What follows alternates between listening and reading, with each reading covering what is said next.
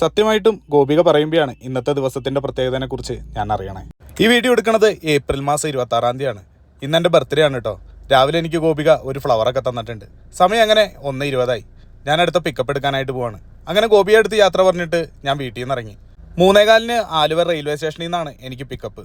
പോണ വഴിക്ക് പെരുമ്പാവൂർ നിർത്തി വണ്ടിയിൽ ഫുൾ ടാങ്ക് ഡീസൽ അടിച്ചു. 3600 അടിച്ചപ്പോൾ ഡീസൽ ഫില്ലായിട്ടുണ്ട്. 2:45 ഞാൻ ആലുവയിലെത്തി. ഗസ്റ്റിൻ്റെ ട്രെയിൻ ആണെങ്കിൽ ലേറ്റ് ആയിരുന്നു. 3:15 എൻ്റെ ഗസ്റ്റ് 4 മണി കഴിഞ്ഞ് വന്നപ്പോൾ. അങ്ങനെ ഗസ്റ്റിനെ പിക്ക് ചെയ്ത് ലഗേജ് എടുത്ത് വെച്ച് ഇനി ഞങ്ങൾ നേരെ പോണത് മൂന്നാർക്കാണ്. പോണ വഴിക്ക് ചായ കുടിക്കണം എന്ന് പറഞ്ഞപ്പോൾ നിർത്തിയതാണ്.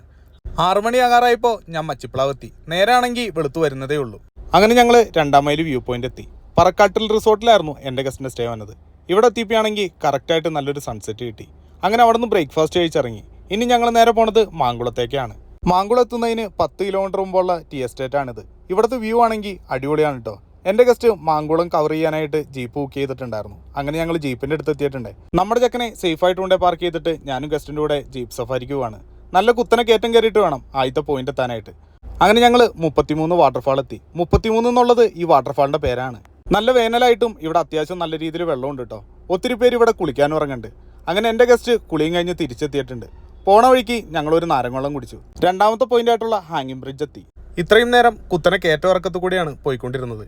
ഇനി നല്ല ഡീപ്പ് ഫോറസ്റ്റിൻ്റെ അകത്തെ കൂടി നല്ല ഓഫ് റോഡാണ്. ഇവിടുത്തെ ഓഫ് റോഡ് എന്ന് പറയുന്നത് അടിപൊളിയാണ് കേട്ടോ. നല്ലൊരു ഓഫ് റോഡ് എക്സ്പീരിയൻസ് ആണ് മാങ്കുളത്ത് എനിക്ക് കിട്ടിയത്. അടുത്ത പോയിന്റിലേക്ക് പോകണമെങ്കിൽ ഈ റിവർ ക്രോസ് ചെയ്യണം. എൻ്റെ ഗസ്റ്റ് ആണെങ്കിൽ സ്ഥലങ്ങളൊക്കെ ഇറങ്ങി കാണാനായിട്ട് വലിയ താല്പര്യമില്ലാത്ത ആൾക്കാരാണ്. അതുകൊണ്ട് തന്നെ ഞങ്ങൾ പെട്ടെന്ന് തന്നെ തിരിച്ചു വന്നു. ഈ ബ്രോയാണ് ജീപ്പിൻ്റെ ഡ്രൈവർ. അൻഷാദ് എന്നാണ് കേട്ടോ ആളുടെ പേര്. ഡ്രൈവർ മാത്രമല്ല ജീപ്പിൻ്റെ ഓണർ കൂടിയാണ് കേട്ടോ ആള്. മാങ്കുളത്ത് ഓരോ സ്ഥലങ്ങളെക്കുറിച്ചും ജീപ്പിലിരുന്ന് ഗസ്റ്റിന് നല്ല രീതിയിൽ ആൾ വിവരിച്ചു കൊടുത്തായിരുന്നു. മാങ്കുളത്ത് ഇനി വരുമ്പോൾ കാണാമെന്നും പറഞ്ഞ് ഗസ്റ്റിനെയും പിക്ക് ചെയ്ത് ഇനി ഞങ്ങൾ നേരെ പോണത് റിസോർട്ടിലേക്കാണ്. അങ്ങനെ റിസോർട്ടിൽ കൊണ്ടേ ഗസ്റ്റിനെ ഡ്രോപ്പ് ചെയ്തു. ഞാൻ നേരെ മെസ്സിൽ ഫുഡ് കഴിക്കാനായിട്ട് പോയി. ഇന്ന് ഇവിടെ ഉച്ചയ്ക്ക് കഴിക്കാനായിട്ട് നല്ല ബിരിയാണി ആയിരുന്നു. ബിരിയാണി കഴിച്ചതിൻ്റെ ക്ഷീണം തീർക്കാനായിട്ട് കുറച്ചു നേരം കിടക്കാമെന്ന് വിചാരിച്ചു.